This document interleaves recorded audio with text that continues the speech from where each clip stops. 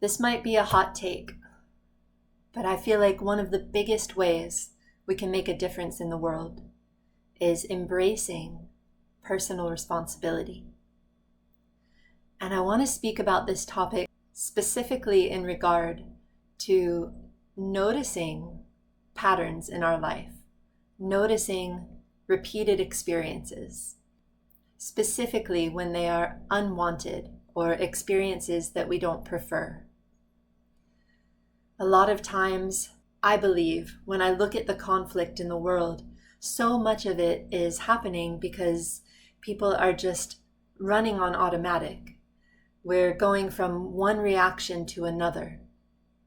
There's not a sense of clarity, of being deliberate with our attention, our energy, our resources, our love. I believe that in these times that we're living in, personal responsibility is a radical act in some ways. It can be very easy to blame others. It's very easy right now to look around and point the finger at what others are doing wrong. It's easy, it's tempting, and who's going to argue? I mean, in a lot of ways, there are a lot of things happening in the world that we'd be very justified in just pointing the finger and saying how that's wrong. It's all their fault. So in this video, I want to talk about why personal responsibility is such a radical act. We can start by taking an inventory of how we're operating in our life. So looking at the beliefs, the actions, thoughts that are running on repeat or running on automatic, and just noticing, where are we bouncing from one reaction to another? Where do we feel like we're at the effect of life, at the mercy of life? Noticing when we look at these beliefs, actions, are we creating them deliberately? Are we using our creative power, or are they simply old patterns repeating themselves, running on autopilot? There's a short story by Portia Nelson called Autobiography in 5 Short Chapters that I feel really demonstrates the essence of personal responsibility, how it can evolve, and how it can change our life. So I'm going to share that with you now. Chapter 1. I walk down the street. There is a deep hole in the sidewalk. I fall in. I am lost. I am helpless. It isn't my fault.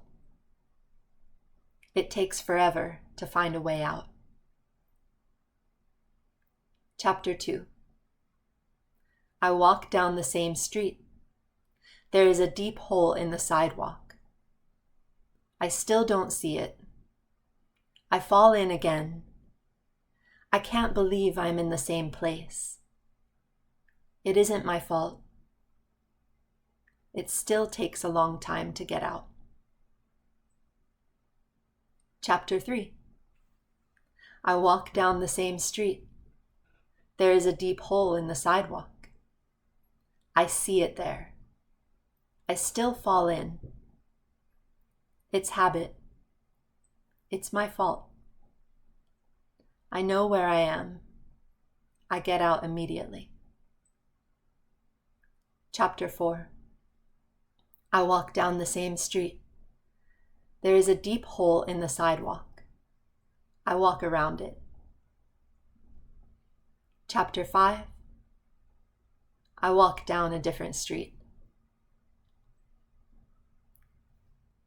I think we can all relate to this story in one way or another, and it's a really good tool for taking a really honest look at where we're at with some things.